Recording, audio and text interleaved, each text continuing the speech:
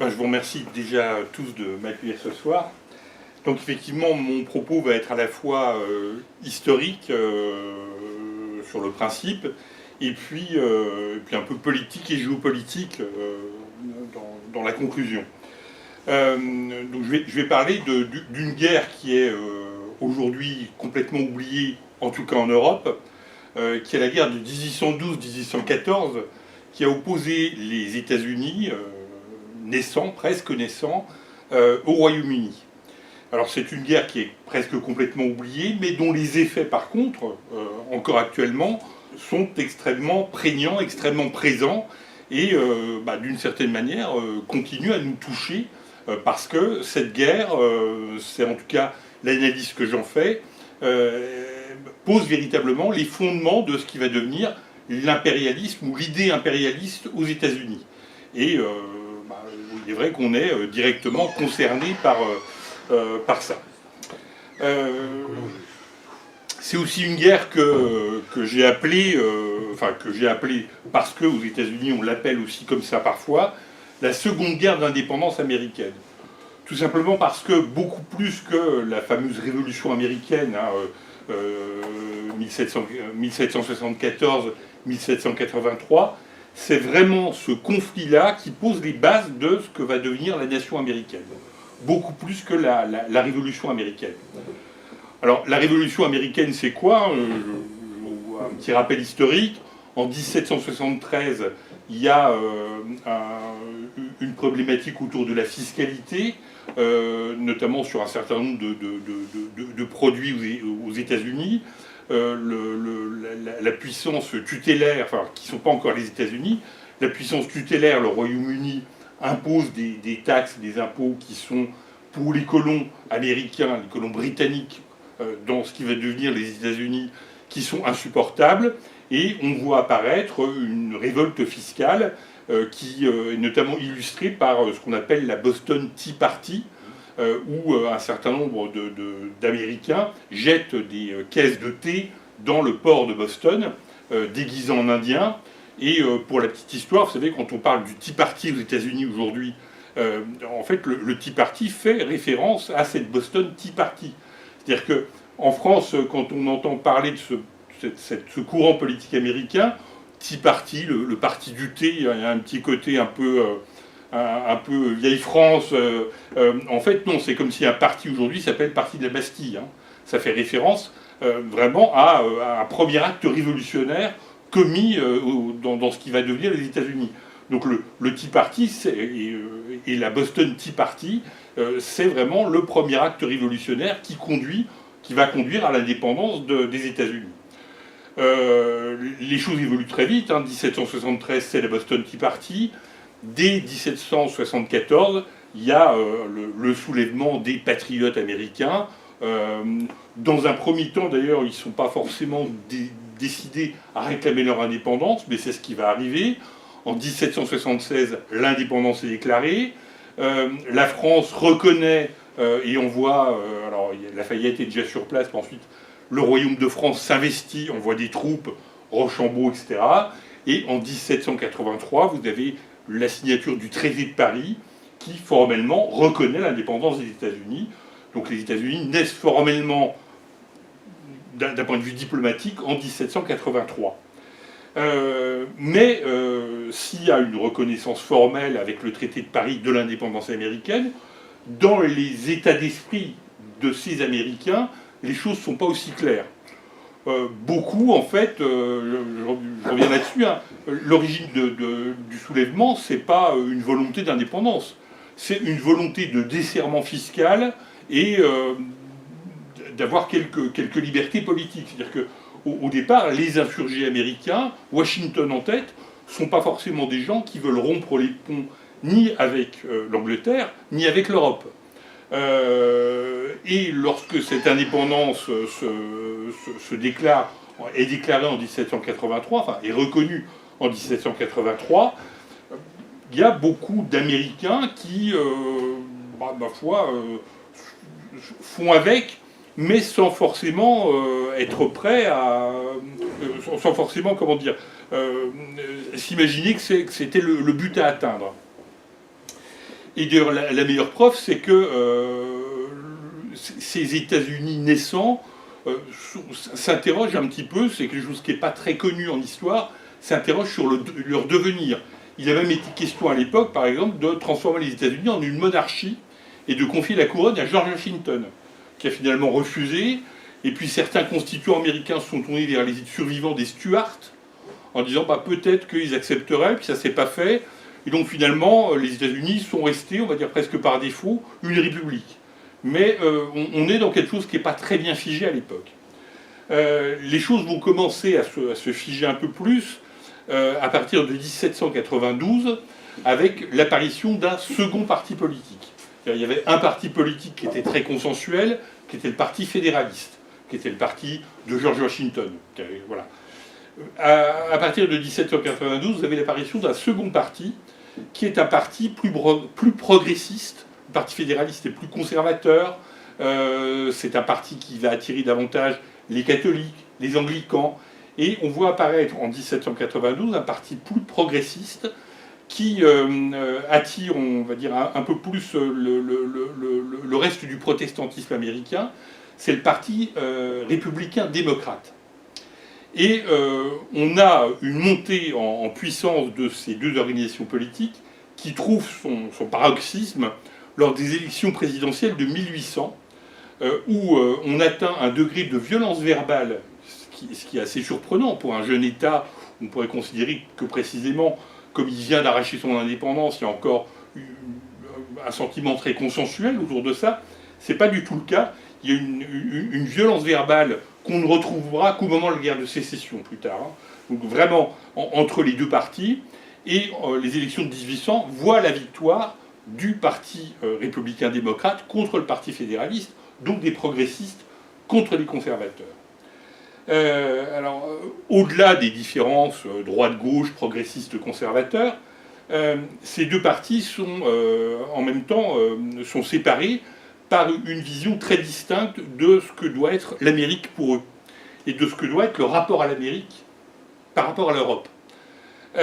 Du côté des fédéralistes, donc des conservateurs, on est finalement pour continuer à avoir de bons rapports avec l'ancienne puissance tutélaire, dans une certaine mesure avec la France, mais les rapports avec la France sont devenus extrêmement complexes avec la Révolution française, qui s'est insinuée entre-temps dans les rapports entre les deux pays. Mais on se considère finalement comme une puissance européenne de l'autre côté de l'Atlantique. Du côté des républicains démocrates, on est dans une logique inverse. C'est-à-dire qu'on considère qu'on est une nation américaine en gestation et qu'il faut, d'une certaine manière, plus ou moins, alors pas couper les ponts de manière franche et directe avec l'Europe, mais en tout cas prendre conscience qu'on est vraiment de l'autre côté de l'Atlantique et que les liens avec l'Europe doivent être réduits au strict minimum diplomatique et économique. Et ces républicains démocrates sont d'autant plus encouragés dans cette logique que l'attitude de l'ancienne puissance tutélaire, l'Angleterre, les pousse dans cette situation. Parce que les Britanniques, même s'ils ont signé le traité de paix de Paris en 1783 et qu'ils ont reconnu leur défaite face aux insurgés américains, dans la réalité, ils considèrent qu'ils ont une revanche à prendre. Et ça se manifeste de différentes manières. D'une part, les Britanniques affectent de ne pas reconnaître le drapeau américain. Alors vous allez me dire, bon, c'est un moindre mal, sauf que, d'une manière un peu plus directe, ça se concrétise par la chose suivante, c'est que lorsqu'un navire britannique, notamment un navire de guerre de la Royal Navy, croise un navire américain, ne reconnaissant pas son étendard, il l'aborde et généralement il le capture. C'est-à-dire qu'en fait, du côté des Américains, il y a la flotte américaine est sans arrêt sous le risque de voir ces bâtiments saisis par les Britanniques, sous prétexte que les Britanniques disent bon, on ne connaît pas ce drapeau, on ne sait pas à quoi il fait référence, donc vous n'êtes pas une nation constituée, on ne reconnaît pas votre étendard, donc on saisit vos bateaux. On saisit les cargaisons, on saisit aussi les hommes. Puisque puisque beaucoup de Britanniques considèrent que ces insurgés américains, finalement, ne sont que des Britanniques un peu turbulents, et on incorpore de force un certain nombre de marins américains sur les navires de guerre britanniques. À tel point, quand je dis qu'on incorpore de force, à tel point que dans ce début du XIXe siècle, il y a à peu près 20 000 citoyens américains qui servent de force dans la flotte britannique, qui sont obligés de servir sur la flotte britannique. Donc tout ça crée évidemment un ressentiment important dans l'opinion publique américaine. Et puis les Britanniques vont un peu plus loin, c'est-à-dire que c'est vrai que les 13 colonies d'origine qui ont constitué les États-Unis ont tendance à vouloir conquérir l'Ouest. On est déjà dans les prémices de la conquête de l'Ouest. Et à l'Ouest habitent les Indiens. Et les Britanniques vont armer les tribus indiennes et vont offrir le Canada, qui est territoire britannique, comme zone de refuge pour les tribus indiennes qui reviennent de raids contre des fermes isolées, contre des forts américains, etc. etc. Et tout ça, évidemment, excite encore un peu plus la population américaine, l'opinion publique américaine, qui s'estime victime d'agressions caractérisées, avec toujours la main britannique ou la main de l'anglais derrière les attaques des Indiens, derrière la saisie des bateaux, etc. etc. Et le nouveau gouvernement républicain-démocrate, Thomas Jefferson, décide à ce moment-là de réarmer l'Amérique. L'Amérique, après la guerre d'indépendance, après la Révolution américaine, avait en fait énormément désarmé. Pour la petite histoire, en 1783, les États-Unis ont tellement désarmé que leur armée régulière ne compte plus que 87 hommes. L'armée américaine ne comptait que 87 soldats. Un collectionneur de soldats de pont pourrait faire tenir toute l'armée américaine sur ses étagères. L'armée américaine 1783, c'est 87 hommes. Les effectifs vont un peu remonter, etc. Mais par exemple, à la veille des élections de 1800, le gouvernement américain trouve que, malgré tout, cette armée lui coûte un peu cher et va dissoudre la cavalerie. Donc, à la veille des élections de 1800, l'armée américaine n'a plus de cavalerie, par exemple. Et je reviens sur les vexations des Britanniques. À ce moment-là, le nouveau gouvernement républicain-démocrate va décider de réarmer les États-Unis. Donc c'est là que sont créés, par exemple, les Marines, ça date de cette époque. C'est en 1804 qu'est créée l'Académie militaire de West Point, etc., etc. C'est-à-dire que les États-Unis se mettent déjà, mentalement parlant, dans une situation de conflit futur. Mais par rapport aux monstres diplomatiques, économiques et militaires que constitue l'Angleterre de l'époque, les États-Unis ne se sentent évidemment pas prêts à quoi que ce soit. Mais ils s'y préparent. En 1808, Thomas Jefferson passe la main, après 2 mandats, à un autre républicain-démocrate qui est élu assez facilement, Madison. Madison va poursuivre la politique menée par son prédécesseur et continuer de réarmer les États-Unis, mais avec lui la volonté très nette, à un moment ou à un autre, de déclencher une guerre offensive contre les Britanniques.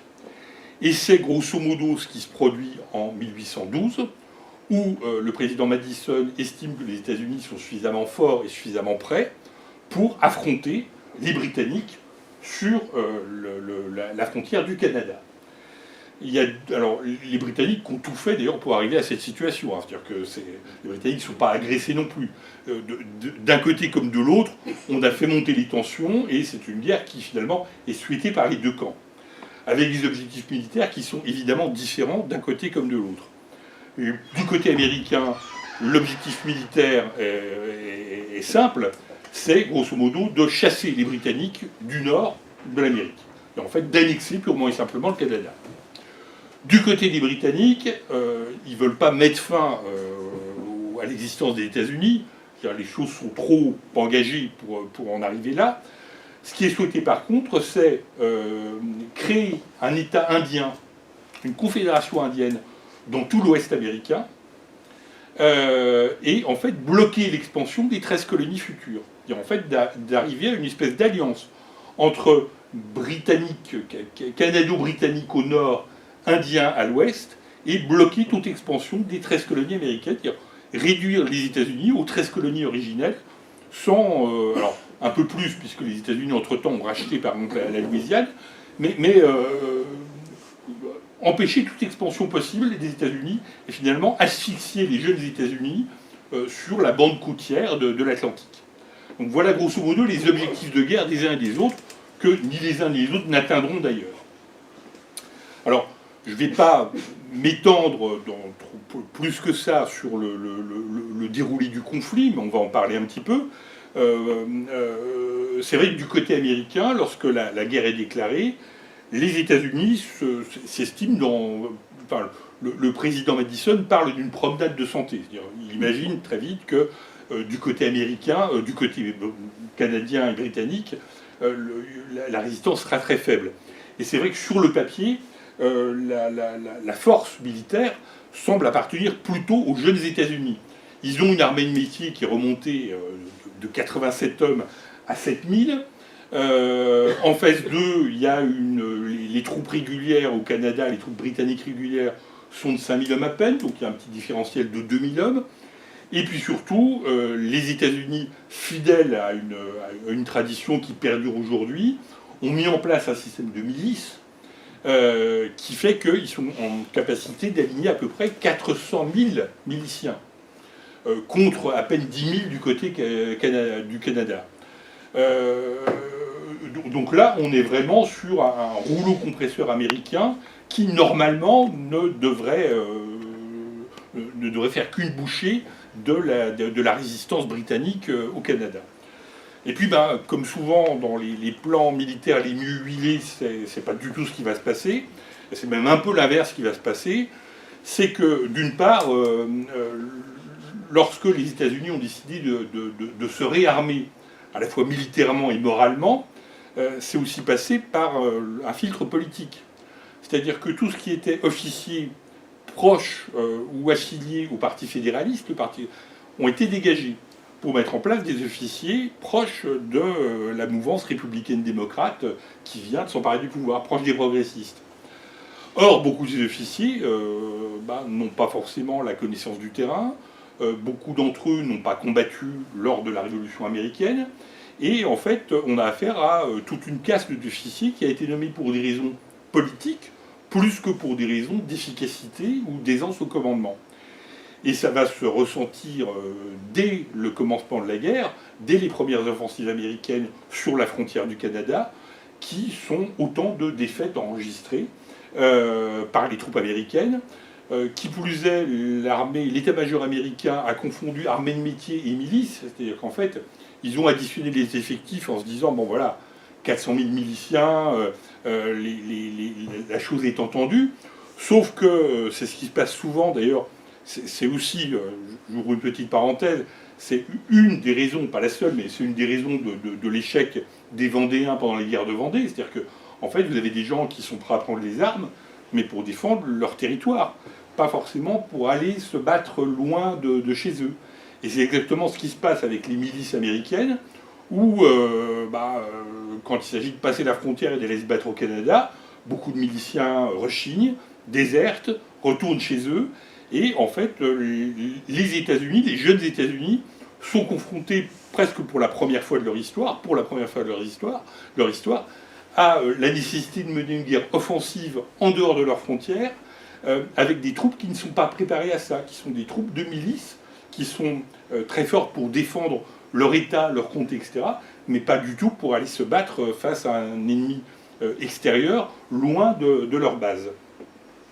Et l'année 1812, qui devait être une année de promenade militaire, comme l'avait promis le président Madison, s'achève pour les États-Unis par une succession de défaites terrestres, où ils perdent Détroit, ils perdent Fort Dearborn, qui va devenir plus tard Chicago, etc., etc. Donc il y a toute une série de combats sur les Grands Lacs, y compris le combat lacustre d'ailleurs, c'est ce qui est intéressant dans ce conflit. Et en fait, les États-Unis piétinent littéralement le long de la frontière avec le Canada. Par contre, les États-Unis enregistrent une excellente nouvelle, là aussi ce qui était très inattendu. À l'époque, et depuis notamment la défaite de Trafalgar, la défaite française de Trafalgar, la puissance maîtresse sur les mers, c'est la puissance anglaise, évidemment. À l'époque, la flotte britannique est en capacité d'aligner 800 navires de guerre. Énorme.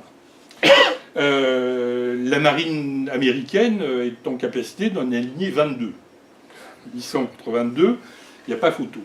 Et en fait, les Américains vont avoir recours, et d'ailleurs c'est aussi ce que font les Français à la même époque, quand un pays est faible maritimement, il a recours à quoi?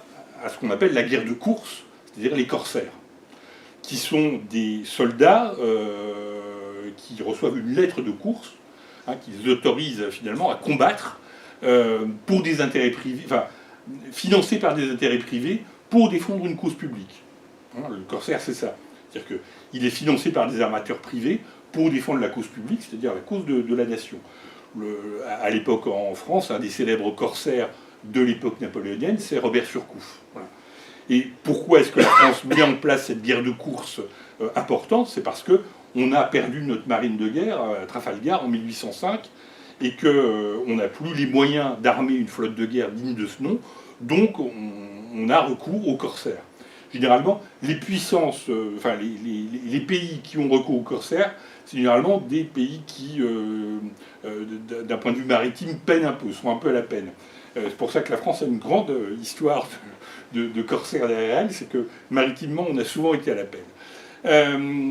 Et c'est exactement la méthode que reprennent les Américains, c'est-à-dire de dire, bon ben voilà, on a 22 malheureux bateaux à aligner face à l'armada britannique, armons des corsaires. Et pendant l'ensemble du conflit, les Américains vont armer pas loin de 500 navires corsaires.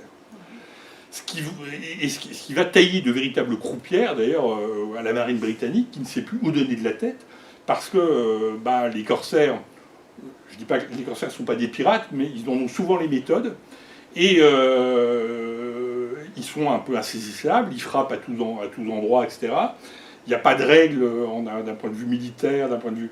Et c'est vrai qu'ils vont mettre en difficulté très souvent la Royal Navy. Donc on a, à l'issue de cette demi-année 1812, parce que la guerre est déclarée au mois de juin, on a en fait une vision de la guerre qui est inversée par rapport aux attentes initiales. C'est-à-dire que les Britanniques sont à la peine sur les mers, là où on les pensait intouchables, et les Américains n'arrivent pas du tout à percer le front canadien, là où on pensait que ça ne serait qu'une promenade de santé. Je passe rapidement sur l'année 1813.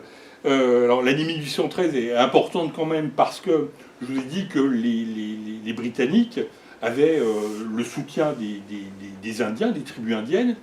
Et il est intéressant de voir qu'en 1808, ces tribus indiennes ont été rassemblées par un chef soigné, qui s'appelle Tecumseh, qui a créé le premier État indien moderne sous le nom de Confédération indienne.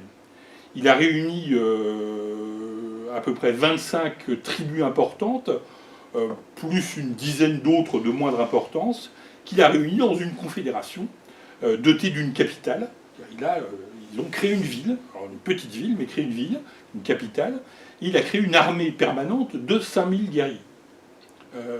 Donc on est vraiment dans la gestation, la création d'un État. Tout ça avec évidemment des subsides et de l'armement fourni par les Britanniques, mais malgré tout, il y a une vraie volonté politique de la part des Indiens de créer un État moderne pour contrecarrer notamment la poussée américaine vers l'Ouest, la conquête de l'Ouest. Leur leader, Tecumseh, lorsque la guerre éclate en 1812, se met évidemment du côté des Britanniques, presque en tant que puissance belligérante alliée des Britanniques. Et les Britanniques l'en remercient d'ailleurs en lui accordant le grade de général de l'armée britannique. C'est la première fois qu'un Indien reçoit un grade de général dans une armée occidentale moderne. La fois suivante, il faudra attendre la guerre de sécession pour qu'un Indien ait à nouveau un grade de général. Ce sera dans l'armée sudiste d'ailleurs. Mais là, on est dans... c'est la première fois qu'un Indien décroche un titre de général dans une armée occidentale. Tecumseh est tué en cette année 1813, ce qui va entraîner évidemment assez rapidement la débâcle de la Confédération indienne et finalement une sorte d'accalmie dans les combats qui se déroulent à l'ouest. Même si dans le sud, il y a un soulèvement de tribus indiennes, ce qu'on appelait les 5 nations civilisées, les Creeks, les Cherokees, etc., qui se soulèvent à leur tour. Alors, c'est un soulèvement qui au départ, n'est pas lié directement à la guerre. Ils se soulèvent parce que il y a trop d'empiètement de colons américains sur leur territoire, et les Britanniques voient immédiatement tout l'intérêt qu'ils peuvent tirer de ce nouveau soulèvement indien. Ils vont fournir des armes et des équipements. Donc on voit, il y a le soulèvement indien, finalement, la problématique indienne se déplace plus dans le sud. Et puis, finalement, les Américains vont à nouveau tenter de fractionner la frontière du Canada, avec, alors pour nous Français, une anecdote qui est assez intéressante, c'est qu'ils vont tenter notamment, l'état-major américain se pose et se dit quel est le point le plus fragile de la frontière canadienne. Ils se disent c'est peut-être là où habitent les francophones, le Bas-Canada. Et ils vont décider de déclencher une offensive dans le Bas-Canada en se disant ces populations francophones qui viennent d'être annexées n'ont peut-être pas tellement envie de se battre pour les Britanniques, et donc le point faible de la frontière se situe ici. Et il y a 2 colonnes importantes de l'armée américaine qui franchissent la frontière du Canada et qui marchent en direction de Montréal et Québec. Avec le secret espoir que les francophones de cette région, au mieux laisseront faire, enfin au pire laisseront faire, et au mieux même se joindront aux colonies américaines. Or c'est exactement l'inverse qui va se passer, tout simplement parce que les Américains ont oublié dans leur espoir secret de conquête du Bas-Canada qu'ils apparaissent pour les populations francophones catholiques, très très catholiques du Bas-Canada, comme des protestants progressistes. Et que les populations francophones du Bas-Canada n'ont pas du tout envie de se laisser envahir par des protestants progressistes, issus du Parti républicain-démocrate. Et donc c'est exactement l'inverse qui se passe. Il y a une première colonne américaine qui est stoppée au mois d'octobre 1813 à la bataille de Châteauguay, où en fait les miliciens francophones qui constituent la majorité de la troupe tombent à bras raccourcis sur la colonne américaine, alors qu'ils progressaient de manière très lente. Ils se sentaient malgré tout pas en terrain conquis. Et la colonne américaine est démantelée, reflue en désordre et repasse la frontière. La seconde colonne se fait intercepter par des miliciens francophones 15 jours après, et à son tour est battue et reflue. Voilà. Et donc là on a en fait la participation des francophones dans ce conflit. Alors ce qui est intéressant, c'est de voir que à la bataille de Châteauguay, la première de ces batailles qui voit la défaite des troupes américaines, il y avait un jeune combattant francophone qui participait, qui était Papineau. Papineau, c'est le futur chef des patriotes québécois, c'est-à-dire ceux qui ensuite vont déclencher 20 ans plus tard un soulèvement armé contre la présence britannique, et qui à l'époque, comme beaucoup de ces francophones, préfèrent finalement prendre le parti des Britanniques contre les Américains plutôt que de tenter de profiter de la situation. Voilà. Donc je ferme la parenthèse sur cette partie francophone du conflit. Et puis on arrive à l'année 1814, qui est formellement la dernière année du conflit. Donc là, on voit bien que pour l'instant, rien de décisif ne s'est joué. Et des deux côtés, britanniques comme américains, tout le monde se dit qu'en 1814, ça va être l'année de la bascule. C'est-à-dire que c'est l'année où, d'une manière ou d'une autre, il faut que les choses se résolvent.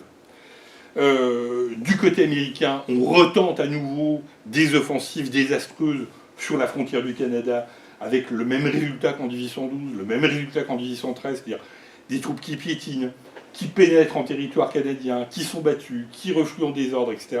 Et en fait, rien ne se décide sur ce front nord, sur le front des Grands Lacs, en fait. Les Britanniques, eux, vont décider d'aller un peu plus loin et vont déclencher 2 opérations amphibies de débarquement de troupes. La première est restée un peu dans l'histoire, puisque ils débarquent à côté de Washington DC, la capitale américaine. Il y a un corps expéditionnaire britannique qui débarque le 24 août 1814 et qui, le jour même, après avoir balayé la résistance américaine, s'empare de Washington DC, incendie le Congrès, incendie la Maison Blanche, qui à l'époque n'était pas blanche, d'ailleurs qui sera reconstruite et d'après la légende, cette fois repeinte en blanche, d'où son nom, qui s'empare de la capitale américaine sans combat en fait. La bibliothèque du Congrès sera préservée, puisqu'il y a déjà un embryon de bibliothèque du Congrès, parce que la femme du président Madison est restée sur place et obtient des Britanniques qu'ils ne mettent pas le feu à la bibliothèque du Congrès. Mais voilà, on a la capitale des États-Unis qui est prise à ce moment-là. C'est la seule fois dans l'histoire que la capitale américaine sera prise par une troupe étrangère. Et puis, en fait, les Britanniques sont un petit peu prisonniers de leur conquête parce que, une fois qu'ils ont fait tomber la capitale américaine, si les Américains ne se rendent pas, que faire? Et que faire? Les Américains ne se rendent pas, parce qu'on est encore dans un système très fédéral, très confédéral même, et que la perte de la capitale n'oblige pas forcément le reste des États-Unis à capituler. Donc les Anglais restent dans Washington à moitié incendié pendant une semaine, et puis ils se décident à marcher sur Baltimore, qui à l'époque est une grande ville. Baltimore, c'est 50 000 habitants à l'époque. Quand on a l'échelle de la population américaine, c'est vraiment une grosse ville. Et puis ils attaquent Baltimore sans grande conviction, il y a un petit défaut de commandement vraisemblablement. Et puis Baltimore va devenir le vrai symbole de la résistance américaine. C'est-à-dire qu'en fait les Britanniques lancent des assauts sur Baltimore, bombardent la ville, qui ne se rend pas. Au contraire même, des femmes de Baltimore tisse une espèce d'immense drapeau qui est hissé sur la forteresse de Baltimore, qui est visible par tous les combattants. C'est à l'occasion de cette bataille qui est composé l'hymne américain, à la vue de ce drapeau flottant au-dessus de... la nouvelle se répand finalement dans tous les États-Unis, parmi les combattants, dans la presse, etc., de la résistance de Baltimore, qui éclipse dans l'état d'esprit américain la défaite et la prise de Washington. Et en fait, en l'espace d'un mois, les Américains passent d'un état d'esprit de défaite, parce que les Britanniques se sont emparés de leur capitale, à un état d'esprit de résistance, parce que Baltimore a résisté, parce que l'esprit américain finalement a ressurgi, a rejailli, et les Britanniques réembarquent leur corps expéditionnaire, finalement, sans autre succès que celui purement moral de s'être emparé pendant une semaine de la capitale américaine. Et puis, on va se dire, on pourra en être là. La révolte des Indiens dans le sud, des Indiens des 5 nations civilisées, les Creeks, les Cherokees, etc., s'éteint d'elle-même parce que, faute de combattants, et on pourrait se dire, voilà, on est dans une sorte de statu quo antebellum, sauf que les Britanniques vont tenter une nouvelle fois, une autre opération, en faisant débarquer un corps expéditionnaire particulièrement important en Louisiane. Là aussi, ils imaginent, ils font le même calcul que lors de l'attaque du Bas-Canada, en se disant, voilà, on a des populations qui ne sont pas des populations anglophones. À l'époque, la Louisiane, la Nouvelle-Orléans est très très francophone. On peut même dire que d'un point de vue politique, il y a une vie séparée. Les journaux à l'époque qui fleurissent à la Nouvelle-Orléans, vous avez un journal républicain, vous avez un journal bonapartiste, et vous avez un journal royaliste. C'est-à-dire, on est sans commune mesure avec ce qui se passe aux États-Unis. Alors qu'on est dans un État américain la vie politique à la Nouvelle-Orléans, c'est une vie politique purement franco-française, sans rapport avec ce qui se passe dans le reste des États-Unis. Et c'est le calcul que font les Britanniques en se disant, bon, là on a affaire à des populations qui en fait vivent entre elles au rythme de la France, ne se soucient pas du tout de ce qui peut se passer dans le reste des États-Unis, qui ont été achetés en 1803, dont le ralliement aux États-Unis est quand même très ténu. C'est peut-être là le maillon faible dans le Sud. Alors sachant que lorsque les Britanniques déclenchent cette opération amphibie, dans un même temps, il y a une délégation américaine qui se rend à Gand, en Belgique, pour y rencontrer une délégation britannique pour commencer à parler d'accord de paix de cette guerre. Et donc, en parallèle au débarquement de la Nouvelle-Orléans, il y a des négociations de paix qui se déroulent en Europe. Il ne faut pas perdre de vue, parce qu'en fait, lorsque va se dérouler la bataille de la Nouvelle-Orléans, la paix sera déjà signée, mais les combattants ne le sauront pas encore, puisqu'il fallait le temps que les nouvelles arrivent.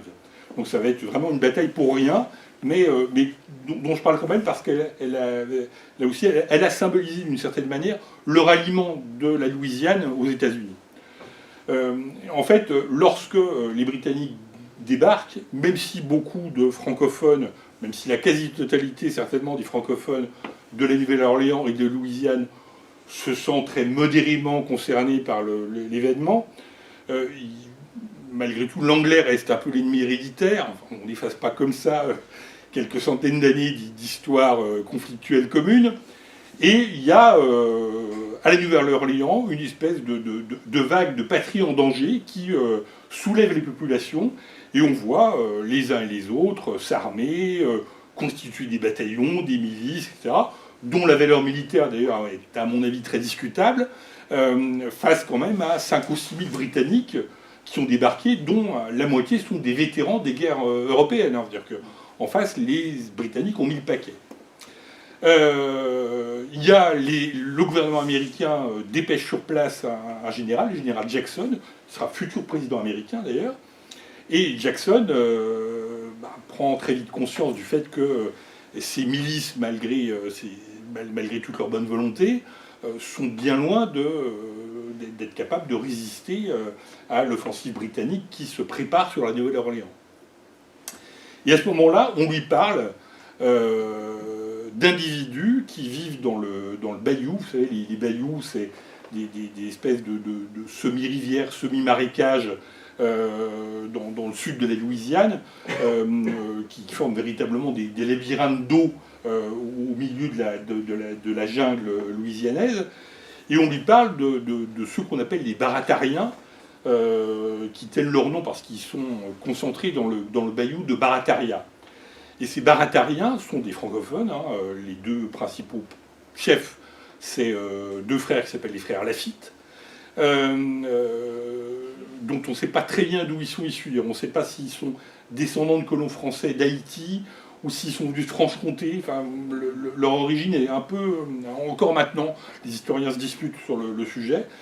Et ces frères Lafitte, en fait, sont ni plus ni moins que des pirates et du contrebandier, qui, en fait, font de la contrebande avec la Nouvelle-Orléans. Tout le monde les connaît à la Nouvelle-Orléans, parce que c'est eux qui alimentent la ville en toutes sortes de produits plus ou moins licites ou plus ou moins illicites. Leur tête est mise à prix, évidemment. Et il y a les autorités de la Nouvelle-Orléans, les autorités francophones de la Nouvelle-Orléans, disent au général Jackson, vous savez, vous pensez que nos milices ne tiennent pas la route, il faudrait peut-être demander un coup de main aux frères Lafitte. Ils ont quand même 500 pirates avec eux, qui sont habitués au combat, et Jackson ne veut pas en entendre parler, et puis finalement, il voit petit à petit les troupes britanniques qui opèrent leur débarquement, et il se dit, bon, si je ne fais rien, je ne veux pas être le général qui aura perdu la Nouvelle-Orléans et la Louisiane. Et donc il se décide à faire appel aux frères Lafitte, qui exigent ni plus ni moins que l'impunité complète, c'est-à-dire qu'on tire un trait sur le passé, et ils viennent avec leurs troupes, leurs 500 hommes, se mettre à la disposition du général Jackson. Et lorsque les Britanniques vont attaquer la Nouvelle-Orléans, les Britanniques ont les techniques de combat de l'époque, hein, c'est-à-dire on marche, officier en tête, en direction de la ligne de front. Du côté des frères Lafitte et des Baratariens, il est clair que eux, ils ont des techniques de combat de forbans, de pirates. C'est-à-dire que eux, pas question d'aller en grand uniforme, drapeau en tête, au contact de l'adversaire. Eux, ils sont embusqués derrière des lignes de fortification sommaires. Et surtout, ils appliquent, lors de cette bataille de la Nouvelle-Orléans, la technique qu'ils appliquaient lorsqu'ils donnaient l'assaut aux bateaux. C'est-à-dire, en fait, lorsque les pirates, à l'époque, attaquaient des bateaux, la technique, c'était de tuer les officiers. Tuer les officiers parce que, comme ça, on désorganise la chaîne de commandement, complètement. Et c'est exactement ce qu'ils vont faire lorsque les Britanniques attaquent. Les Baratariens ne vont pas tirer au hasard sur... Ils vont viser les officiers britanniques. Et la bataille la plus meurtrière de toute la guerre pour l'armée britannique, c'est la bataille de la Nouvelle-Orléans, avec notamment plus d'un tiers des officiers hors de combat. Des officiers britanniques hors de combat lors de cette bataille. Et évidemment, les officiers tués, les troupes ne reçoivent plus de consignes, ont tendance à reculer, etc., etc. Et la bataille de la Nouvelle-Orléans s'achève par une victoire haut la main des Américains, enfin en l'occurrence d'ailleurs des francophones de la Nouvelle-Orléans, qui constituent 90% des troupes engagées. Et ça aura un impact assez important parce qu'on peut considérer réellement que le ralliement, le vrai ralliement des francophones de la Nouvelle-Orléans aux jeunes États-Unis date en fait de cette bataille où vraiment ils ont choisi leur camp. Alors c'est une bataille qui en même temps est une bataille pour rien, puisque elle se déroule le 8 janvier 1815 et qu'on apprend ensuite que la paix a été signée le 2 décembre 1814 à Gand. Donc la bataille s'est déroulée pour rien. Voilà, ça n'aurait rien changé, sinon, je le répète, ce ralliement des populations de Louisiane. Alors, le temps, puisque vous imaginez bien que c'est un conflit qui s'est déroulé du fin fond de l'Ouest américain jusqu'au Canada, jusque dans les bayous de la Louisiane, et puis sur mer, un peu partout, puisque les corsaires américains ont frappé les intérêts britanniques un peu partout. Il y aura encore des combats résiduels à peu près jusqu'au mois de juillet 1815, le temps que tous les protagonistes soient prévenus un petit peu partout où ils sont. Voilà. Mais il y aura, je crois que en 1815, en juillet 1815, c'est un parti de guerriers indiens qui attaquent un fortin. Et en fait, il faut leur faire comprendre que la guerre est finie, qu'il faut qu'ils... voilà. Mais on a encore quelques combats résiduels. Et puis c'est la fin de la guerre. Alors c'est une guerre qui d'ailleurs est, j'allais dire, une guerre peu meurtrière, qui fait 30 000 morts et blessés sur les 3 ans que dure le conflit. Quand je dis que c'est peu meurtrier, c'est pour vous donner un ordre d'idée. En 1815, il y a la bataille de Ligny et puis la bataille de Waterloo, hein, qui se déroule sur 3 jours, les deux. Ligny plus Waterloo, c'est 90 000 morts et blessés. Donc la guerre de l'époque, c'est 30 000 morts en 3 ans, et Waterloo-Ligny, c'est 90 000 morts, 3 fois plus, en 3 jours. Donc c'est une guerre finalement relativement peu meurtrière, surtout quand je dis est blessé, c'est-à-dire qu'en fait le nombre de morts est relativement réduit par rapport aux pertes. Donc c'est pas un conflit majeur sur le plan des pertes humaines, même si elles sont toutes regrettables, on est bien d'accord, mais c'est pas un conflit majeur. C'est pas un conflit majeur non plus sur le plan de l'accord de paix, tout simplement parce que aucun camp n'est arrivé finalement à déstabiliser l'autre durablement. Il n'y a pas un camp qui peut se targuer d'avoir remporté une victoire éclatante. Et donc le traité de Gand, c'est un statu quo antebellum, c'est-à-dire en fait retour à la situation d'avant la guerre. Donc il y a quelques petites rectifications de frontières qui de toute façon se seraient faites certainement naturellement au fil du temps, mais on se retrouve de la situation d'avant-guerre. Alors vous allez me dire, bon, dans ce cas, pourquoi tout s'est exposé pour revenir à une situation antérieure? Tout simplement parce que les Britanniques en gardent un goût amer dans la bouche, hein, ils ont à nouveau été battus par ces damnés américains. Du côté américain, on n'a pas du tout la même lecture. Du côté américain, il y a une vraie fierté. Malgré le fait que le front canadien n'ait pas été percé, malgré le fait que la capitale a été prise et le Congrès incendié, malgré, etc., les Américains en gardent une vraie fierté, tout simplement parce qu'ils ont tenu tête à ce qui est à l'époque la plus grande puissance économique, militaire, diplomatique, politique, géopolitique de la planète. Et que ça leur ouvre une forme de perspective. Qui plus est, les républicains démocrates que j'évoquais, qui voulaient absolument distendre les liens avec le vieux monde, avec l'Europe, sont arrivés à leur fin. Sont arrivés à leur fin parce que même si la marine britannique a été fortement secouée par les corsaires américains, malgré tout, la marine britannique est arrivée à constituer, à créer un blocus économique assez solide le long des côtes américaines. Or, l'économie américaine, jusqu'à cette guerre, elle fonctionnait de la manière suivante. Les Américains produisaient des matières premières qu'ils vendaient à l'Europe, et en échange, ils apportaient des produits finis, des produits manufacturés. Avec l'embargo, avec le blocus britannique, les Américains n'ont pas pu exporter leurs matières premières, et ils n'ont pas pu importer de produits manufacturés. Ils ont donc dû créer leurs premières usines et leurs premières manufactures. Et cette guerre marque le début de la révolution industrielle aux États-Unis. C'est-à-dire que sous la pression du blocus britannique, l'Amérique commence à devenir une puissance économique. Donc, c'est déjà un point important, c'est-à-dire que l'Amérique, finalement, commence à devenir une puissance économique et commence à s'installer dans ce qu'on appelle le concert des nations. À double titre. D'une part parce qu'elle a tenu tête aux Britanniques, d'autre part parce qu'elle a en capacité finalement de générer sa propre industrie et elle n'est plus tributaire des autres pour créer ses produits finis. Ça c'est un point assez important, qui est souvent pas du tout perçu comme ça par bon nombre d'historiens. Et puis l'autre point important, c'est que, alors je suppose que vous avez tous plus ou moins entendu parler de ce qu'on appelle la doctrine Monroe, qui est une doctrine, américaine. Grosso modo, pour faire simple, c'est l'Amérique aux Américains, la doctrine Monroe. Il se trouve que James Monroe, pendant cette guerre de 1812-1814, était à la fois le ministre de l'économie et le ministre de la guerre du gouvernement Madison. C'est-à-dire qu'il a la double casquette économique et l'autre casquette de devoir mener les combats, mener la guerre, mener la stratégie, diriger, être le référent politique des états-majors américains. James Monroe devient président des États-Unis, succède à Madison en 1817.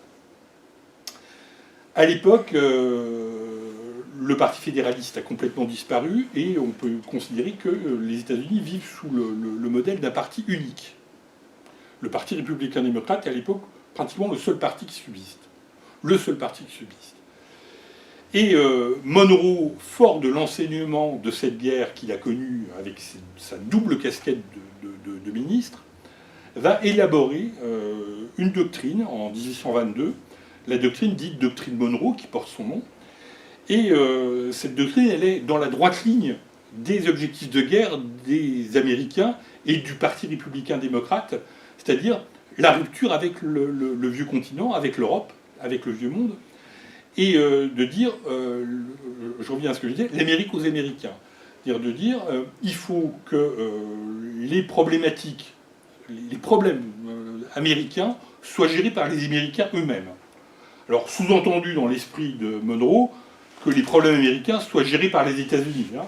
Très vite, on va passer quand même d'une grille de lecture très continentale à une grille de lecture très états-unienne. Hein. C'est-à-dire qu'il ne s'agit pas que n'importe quel pays sud-américain s'émancipe et fasse n'importe quoi. Les États-Unis ont conscience d'être très à part dans la vie américaine. Ils vont même élaborer une doctrine qui, dès les années 1820, qui va être la doctrine de la destinée manifeste. C'est-à-dire que nous considérons, alors il y a un petit côté un peu divin, mais les États-Unis considèrent qu'ils ont une destinée manifeste qui doit les amener à guider finalement le continent américain. L'idée derrière tout ça étant de chasser toutes les puissances européennes, ou de les réduire presque à néant sur le continent américain, et finalement de gérer l'ensemble du continent américain. Alors ça va se traduire tout au long du XIXe siècle avec cette courte parenthèse de la guerre de sécession, où là ils vont avoir des problèmes internes à régler, mais tout au long du XIXe siècle, en fait, les États-Unis ne vont pas cesser d'intervenir ici et là sur l'ensemble du continent américain, à l'occasion de petites guerres, de petites expéditions militaires qui sont aujourd'hui complètement oubliées. Moi, j'avais essayé de faire la recension de tout ça. C'est absolument gigantesque, hein. Il y a des interventions au Chili, à Haïti, en Colombie, au Nicaragua, au Nicaragua, en 1853, 54, 57, 67, 94, 96, 98, 99. Oui, tout ça, c'est des opérations militaires qui sont menées par les États-Unis dans le cadre de la doctrine Monroe et dans le cadre de la destinée manifeste. N'oubliez pas que les États-Unis, même si c'est un pays laïque, c'est aussi un pays qui s'est créé avec le débarquement des pèlerins du Mayflower, et que dans l'inconscient américain, les États-Unis, c'est quand même un peu la terre promise d'une partie des protestants dissidents d'Angleterre. Et là, on retrouve à travers cette notion de destinée manifeste exactement une traduction politique, une traduction géopolitique de cette espèce d'aspiration messianique des pèlerins du Mayflower, des pères fondateurs. Des pères pèlerins. Une des premières victimes de cette destinée manifeste va être évidemment le Mexique. Hein. Vous connaissez tous la formule de Porfirio Diaz, qui a été président du Mexique, et qui disait « Pauvre Mexique, si loin de Dieu et si près des États-Unis ». Et voilà, on en est exactement dans cette situation. La doctrine Monroe, c'est ça. L'Amérique aux Américains, les puissances européennes réduites à la portion congrue. C'est pour ça, par exemple, qu'à la fin du XIXe siècle, les Américains vont déclencher la guerre hispano-américaine en utilisant un fait divers. Hein. Ils ont un de leurs bateaux qui explose dans la rade de la Havane, à Cuba. À l'époque, Cuba est possession espagnole. Les Américains vont instrumentaliser le truc en disant « c'est un attentat ». Alors qu'aujourd'hui, la plupart des historiens sérieux considèrent que non, c'était bêtement un accident, c'est une chaudière qui a explosé sur un bateau américain, voilà, ça arrive. Mais les Américains vont crier à l'attentat, attentat de la part des Espagnols, évidemment, et les États-Unis déclenchent une guerre contre l'Espagne. L'Espagne qui, à l'époque, c'est plus la grande Espagne de l'époque de Charles Quint. L'Espagne est incapable de résister à ce qui est devenu la puissance américaine de l'époque. Les Américains s'emparent de Cuba, et ils garderont la main mise sur Cuba jusqu'à Fidel Castro, pratiquement. Ils s'emparent de Porto Rico, ils y sont toujours. Ils vont aussi s'emparer des Philippines, qui perdront dans les années 50. Mais par exemple, voilà, la présence américaine à Porto Rico est un héritage direct de cette période. Et on peut dire qu'à ce moment-là, une fois cette guerre achevée, les Américains considèrent que la doctrine Monroe est réalisée. C'est-à-dire que, à part les Britanniques qui sont encore un peu au Canada, à part les Français qui sont encore un peu dans les Antilles, qui sont encore un peu à Saint-Pierre-et-Miquelon, et grosso modo, il n'y a plus de puissance européenne qui joue un rôle important sur le continent américain. Ils vont faire évoluer à ce moment-là la doctrine Monroe dès 1904 sous l'influence du président Theodore Roosevelt, Teddy Roosevelt. Theodore Roosevelt, qui d'ailleurs est un vétéran de la guerre hispano-américaine, il a débarqué à Cuba avec des volontaires, il a combattu sur place, etc.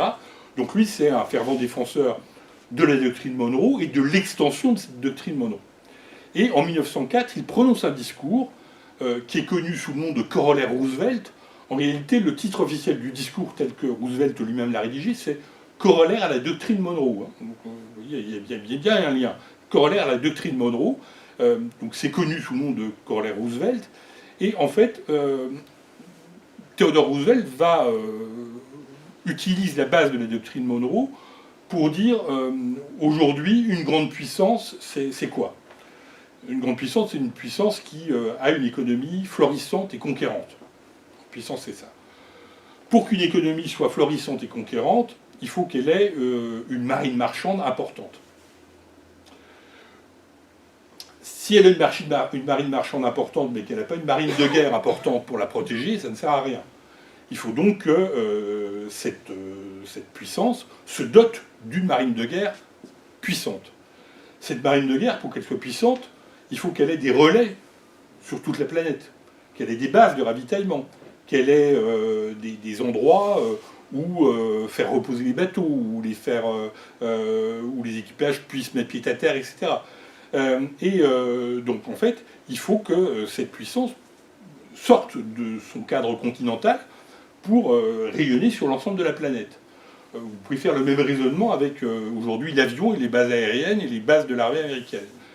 Et Theodore Roosevelt fait évoluer la doctrine Monroe qui dit que finalement l'Amérique doit être aux Américains, enfin que les États-Unis peuvent intervenir en Amérique partout où leurs intérêts l'exigent, en disant, en écrivant noir sur blanc, que les États-Unis peuvent intervenir partout dans le monde où leurs intérêts l'exigent.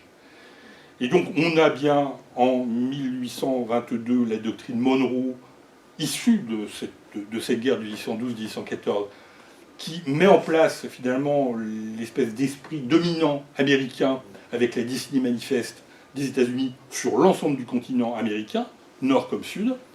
Et puis à partir de 1904, sous l'influence de Roosevelt qui connaissait par ailleurs très très bien la guerre de 1812, il avait écrit un livre sur le sujet. Hein. Donc c'était quelque chose qui ne lui était pas étranger. La doctrine Monroe et la guerre de 1812, c'était des choses qu'il maîtrisait parfaitement bien. Et Roosevelt en 1804 met finalement le point d'orgue à la doctrine Monroe en disant la doctrine Monroe, étendons-la au reste de la planète.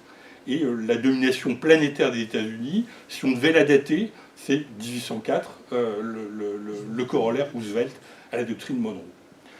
Alors, je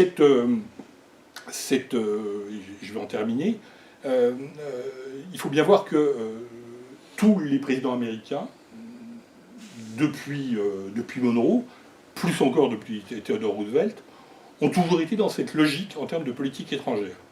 À une exception près, Trump, lors de son premier mandat, où il a eu une attitude résolument de retrait de la scène internationale. J'en dirais pas autant de son second mandat, où manifestement il est en train de reprendre ce qui constitue finalement le point nodal, enfin la colonne vertébrale de la politique américaine depuis Monroe, c'est-à-dire un interventionnisme américain, tous azimuts, partout où les États-Unis estiment que leurs intérêts l'exigent. Voilà. Maintenant, si vous avez des questions, je suis à vous.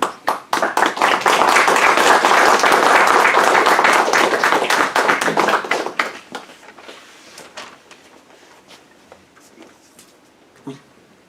D'abord, merci et bravo pour cette présentation de cette histoire américaine et les explications que vous avez données. Une petite question sur la guerre de sécession, puisque vous avez mentionné l'importance de cette guerre de 1812-1814 qui a abouti à l'industrialisation. Et dans ma mémoire, l'industrialisation s'est faite au nord, et c'était un peu une lutte entre les libre-échangistes du sud contre les protectionnistes du nord. Oui, tout à fait. Voilà. Tout à fait. Alors, la genèse de la guerre de sécession, elle démarre d'ailleurs d'une certaine manière dès les années 1820. Hein. En fait, alors, ça n'a pas de lien direct avec la doctrine Monroe, mais dès 1820, on voit les ferments qui se mettent en place, avec effectivement un nord beaucoup plus industriel, est beaucoup plus protectionniste d'une certaine manière. Et puis un Sud... Pardon. Le Nord s'est développé grâce au gisement de charbon qui a été découvert. Oui. Et puis parce que dès l'époque, dès la première création des manufactures, c'était surtout dans le Nord que ça s'était fait. Et un Sud qui est plus rural et effectivement plus libre-échangiste.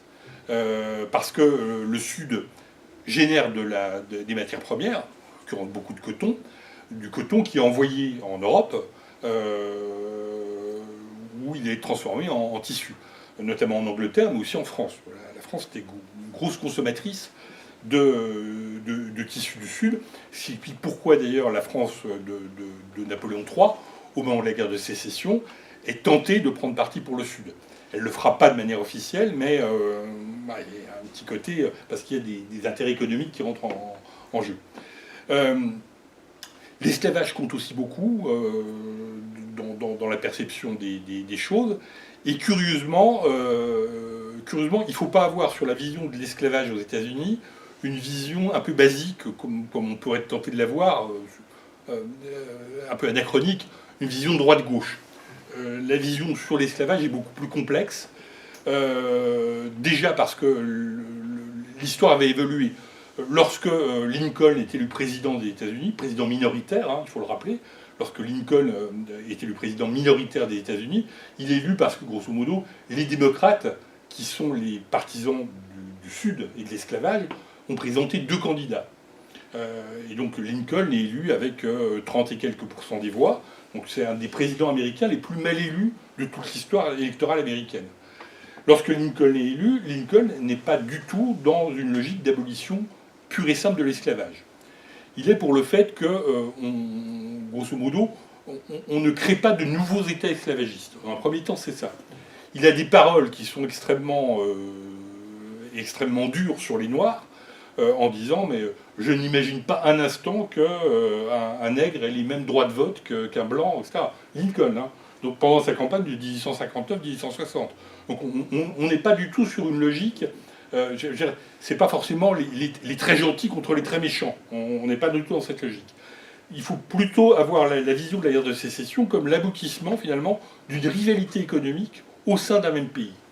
Avec le Nord qui considère que, finalement, l'esclavage est un procédé archaïque. Là aussi, n'y voyez pas d'intention morale. Du côté du Nord, on ne dit pas les pauvres Noirs, etc. Il y a quelques abolitionnistes qui le disent, mais grosso modo, les nordistes et les Yankees ne sont pas du tout dans cet état d'esprit.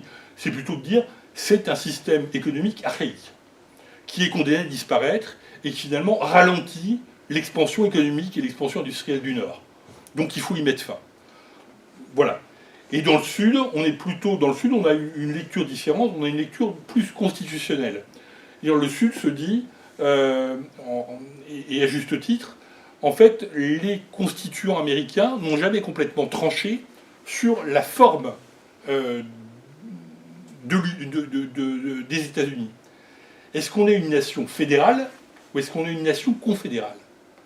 Est-ce qu'on est une nation fédérale, c'est-à-dire avec quand même un minimum de pouvoir centralisé, ou est-ce qu'on est une nation confédérale, c'est-à-dire avec vraiment des États qui constituent et qui sont forts et qui sont libres notamment de partir, s'ils ne sont pas d'accord avec ce qui se passe au niveau fédéral. Donc il y a une vraie logique fédérale-confédérale, et je crois qu'il y a un arrêté de la Cour suprême des États-Unis qui date de 1856-57, donc peu de temps avant la guerre de sécession, qui va plutôt dans le sens des États du Sud, en disant non, mais tout compte fait, il y a une vraie souveraineté des États par rapport à l'État central. Et donc le Sud est plutôt sur cette logique, en disant nous, on mène notre vie comme on l'entend, si le Nord ne veut plus en entendre parler, nous nous retirons, ce qu'ils vont faire, la sécession.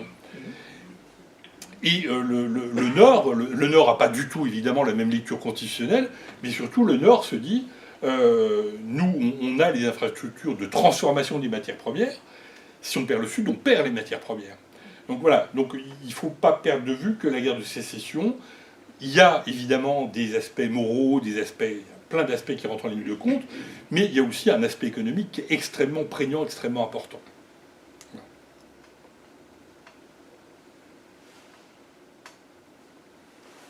La prise du contrôle du canal de Panama se fait dans cette période-là aussi, suite au conflit avec l'Espagne. Elle se fait un peu avant. Elle se fait un peu avant. Bah, vous savez qu'au départ, le canal de Panama, c'était un projet français. Puisque c'était Ferdinand de Lesseps, celui qui avait creusé le canal de Suez. Il y avait une compagnie qui avait été créée avec des capitaux français. Les travaux ont même à peine démarré.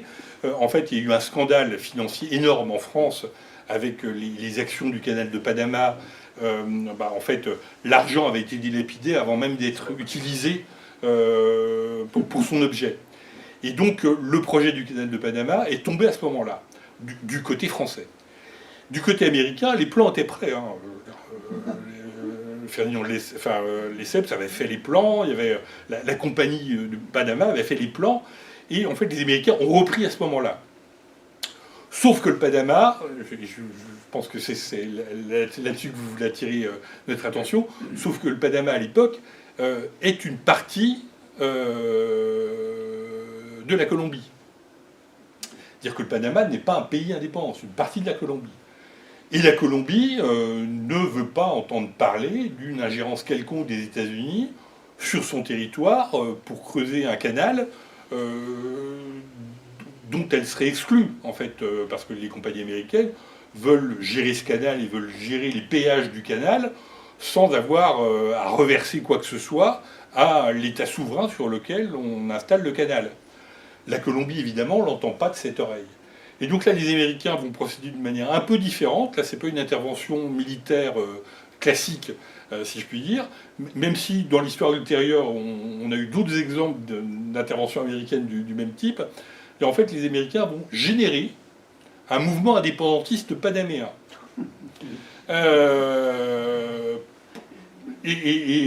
Donc ils vont trouver quelques intellectuels qui sont favorables à l'indépendance du Panama.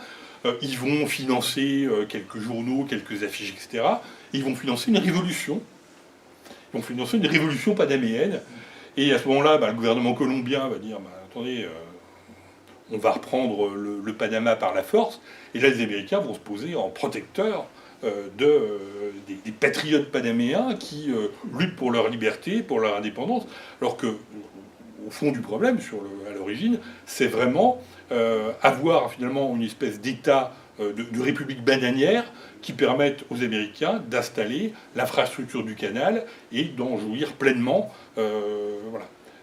En sachant que le terme république bananière vient d'un autre pays d'Amérique latine où en fait les intérêts des producteurs de fruits américains étaient tellement importants qu'on a fini par appeler le gouvernement, je ne sais plus quel pays, appeler ce pays une république bananière, tellement le poids des producteurs de fruits américains était important dans ce pays. Mais voilà, on est en plein dans une logique de doctrine Monroe, hein, c'est-à-dire qu'en fait, partout où les intérêts américains, sur le continent américain, l'exigent, les États-Unis interviennent. Et là, dans le cas du canal de Panama, c'est exactement ça, c'est-à-dire puisqu'il y a des réticences, on crée une révolution, on génère un État, et regardez, d'ailleurs, lorsqu'il y a eu, alors je sais bien que le général Noriega, qui a été un chef d'État panaméen, avait certainement d'autres casseroles, notamment dans le trafic de drogue, etc., mais ça n'a pas empêché les Américains d'intervenir militairement pour le destituer. Enfin, ils interviennent militairement face à un chef d'État en place pour le destituer, l'emprisonner, le juger aux États-Unis, l'incarcérer aux États-Unis et remettre quelqu'un d'autre à sa place. On est dans la doctrine Monroe et dans le corollaire Roosevelt par la suite, quoi. C'est-à-dire que vraiment, puissance dominante, sans contrepartie. Le Panama, c'était la première révolution de couleur, quoi. Presque. Presque. Alors, les Américains avaient déjà trempé dans 2-3 trucs, notamment au Nicaragua. Mais on est presque... Voilà, c'est pour ça que je disais qu'il y aura par la suite, il y aura d'autres choses, mais là, ils se sont bien testés là-dessus, oui. pendant cette guerre de 1812-1814, est-ce que la France a joué le moindre rôle? Alors, Elle non. était très occupée. Alors, c'est ça, 1812, je rappelle, 1812, la France débute la campagne de Russie. Hein, donc, c'est vrai que c'est aussi pour ça que le conflit n'est pas très connu en France. Et que, par ailleurs, en termes d'histoire militaire, on a d'autres chats à fouetter au même moment. Et non, la France, alors, à un moment, les Américains, avant que la guerre n'éclate, vont faire monter la pression un petit peu en disant, grosso modo, nous voulons une reconnaissance formelle de notre drapeau et de notre statut de nation souveraine sur les mers. Les Britanniques ne vont pas répondre, vont mettre des conditions. La France va s'empêcher de répondre oui, mais la France, privée de flotte de guerre, comme vous le dites, on est engagé dans la campagne de Russie, donc c'est pas la priorité. Donc la France va regarder avec intérêt, mais sans avoir aucunement les moyens d'agir.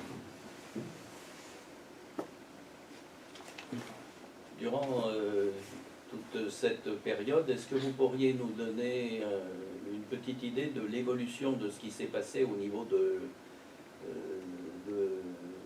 au niveau bancaire, si vous voulez, entre les banques américaines par rapport à la City de Londres?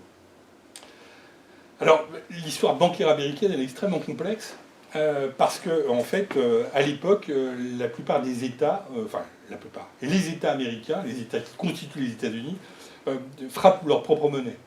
C'est-à-dire, en fait, vous avez même parfois des monnaies différentes, enfin, plusieurs monnaies qui circulent dans un même État.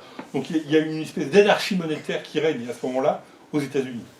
Une anarchie complète. Pour la petite histoire, d'ailleurs, vous savez, si on parle des sudistes, on dit Dixieland. Ça vient du billet de 10, qui était imprimé en Louisiane, donc en langue française, 10. Donc, c'est transposé Dixieland, le Sud, par rapport à un billet de 10 dollars écrit en français. En fait. Et en fait, voilà, il y a une vraie anarchie monétaire qui règne à l'époque aux États-Unis, qui complique considérablement d'ailleurs les échanges. Les Américains vont commencer à y remédier après la guerre de sécession, où là, le Nord, en fait, met un terme à ça et centralise la monnaie. C'est-à-dire qu'en fait, il n'y aura plus une ou des monnaies par État, il y aura un dollar unique. Entendons-nous bien, la monnaie c'était le dollar, mais chaque État imprimait ses dollars. Donc avec des billets différents, donc ça compliquait. Là, il y aura finalement une monnaie unique, facialement parlant. Hein. Ce qui va se passer, c'est que à l'époque, la puissance monétaire, la puissance économique d'une nation repose beaucoup sur les réserves d'or. Lorsqu'on a des réserves d'or, on est une nation avec une monnaie forte. Quand on n'a pas de réserve d'or, on a une monnaie qui est moins forte.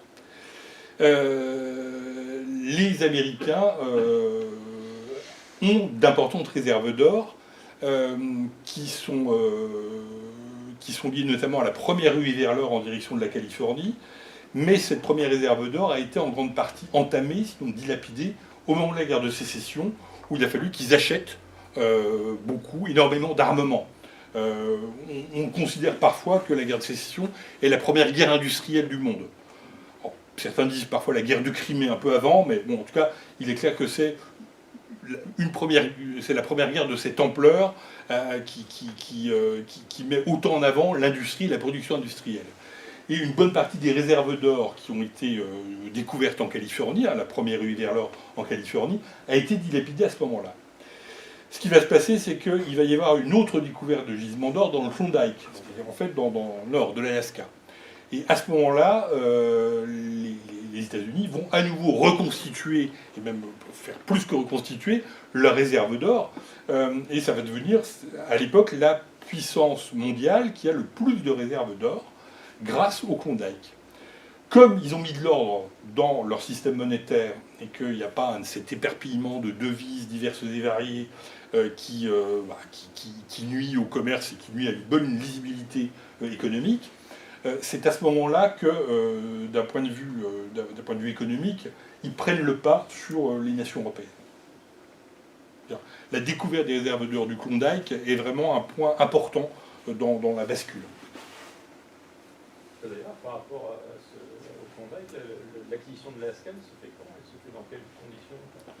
Elle se fait, la Russie, ça se fait juste après la guerre de sécession. La Russie n'a plus vraiment les moyens d'entretenir cette espèce de colonie lointaine dont elle ne sait pas que faire en fait. Le climat est trop insalubre, trop froid pour en faire une vraie colonie de peuplement. Et la Russie, en fait, se dit un petit peu ce qui a, d'une certaine manière, ce qui a conduit la France aussi avant de la Louisiane. On se dit, c'est loin, c'est vulnérable. Est-ce qu'il ne vaut pas mieux le vendre plutôt que de se le faire piquer militairement et d'essuyer une déconvenue diplomatique, militaire. Et c'est un peu ce qui fait que les Russes, finalement, décident de vendre la Louisiane. Et pour les États-Unis, on est à nouveau dans la ligne de la doctrine Monroe, c'est-à-dire on chasse une autre puissance européenne du continent américain. Il n'y a pas eu besoin de contraintes, Non, il n'y a pas eu de contrainte. Non, mais d'ailleurs, vous savez, enfin, dans les médias français, on a beaucoup ri quand Trump a dit « je veux racheter le Groenland ». Il faut savoir que, en fait, Trump, là-dessus, est pas... Alors, il a des côtés fantasques, et, on est bien d'accord, mais là, en l'occurrence, c'était pas si stupide, c'est-à-dire qu'une bonne partie de ce qui constitue aujourd'hui les États-Unis s'est fait sur un mode de rachat. Enfin, les États-Unis ont racheté l'Alaska. En 1917, les actuelles Antilles américaines ont été rachetées au Danemark par les Américains. Ils ont sorti leur carnet de chèques, vous prenez combien, enfin, donc c'est pas dans la mentalité américaine le fait nous en France, puis en Europe, puis, c'est vrai, en France nous c'est voilà, le précaré, puis on conquiert ça à grand coup de charge de cavalerie, sabre au clair. On n'a pas du tout, on s'imagine pas du tout qu'on puisse racheter, quoi qu'encore ça s'est fait avec la Corse. Mais du côté américain, c'est beaucoup plus dans leur histoire, en fait. Voilà, mais pour revenir, non, l'Alaska, ça a été une vente normale. Il y a pas... Et une vente qui, au regard de l'histoire, d'ailleurs, était assez logique. Hein, parce que, je veux dire, on parle du Far West américain, là on était dans le Far Est russe. C'est-à-dire vraiment en bout de colonisation du continent asiatique par les Russes. Et c'est vrai que la colonie d'Alaska était extrêmement vulnérable. Extrêmement vulnérable. À l'époque, on n'avait pas trouvé d'or, donc en plus d'un point de vue économique, aucune rentabilité. Je vous dis, climat froid, etc. Donc il n'y a même pas la possibilité d'en faire une colonie de peuplement. Vraiment, enfin, la présence russe en Alaska, c'était presque une forme d'accident historique, en fait. Et les Indiens dans tout ça? Les Indiens dans tout ça, c'est comme souvent dans l'histoire américaine, ça a été les grands sacrifiés, parce que, à la suite de la défaite de Tecumseh, la Confédération indienne prend fin. Donc ce premier essai d'un État indien disparaît. Lorsque le traité de paix est signé à Gand, il n'y a pas de représentants des nations indiennes. Et l'idée même de créer un État indien ou de maintenir une souveraineté indienne, etc., est oubliée par les deux belligérants, qui n'en parlent pas. Donc non, les Indiens seront les grands perdants de cette affaire. En tout cas, ce ne seront pas les gagnants. Ils étaient 20 millions à peu près. Oui. Donc, les Américains, les colons sont arrivés.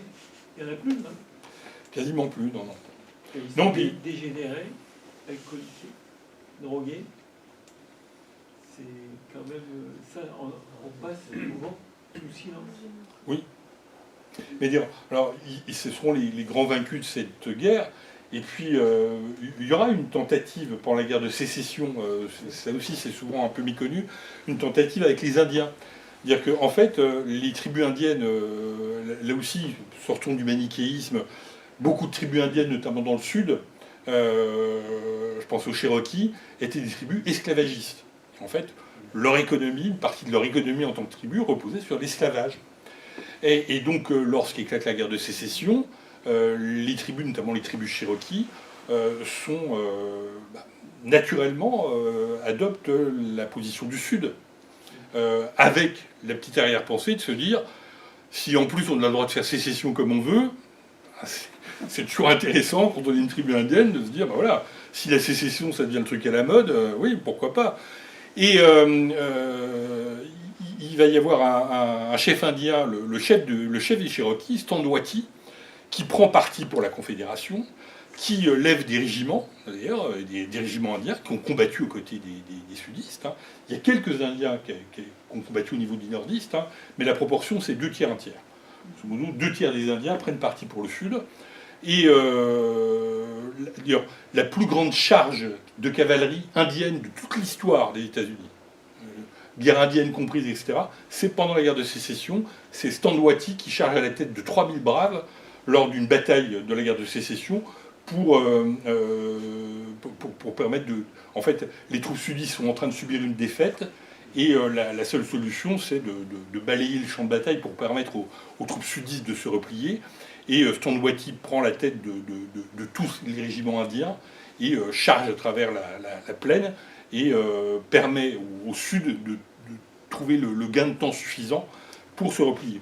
Et quand je disais que voilà, Tecumseh avait été le premier général sudiste dans une armée américaine, c'est Standwatie qui est un général sudiste, fait général dans l'armée du Sud. Et pour la petite histoire, c'est le dernier général sudiste à avoir fait sa reddition.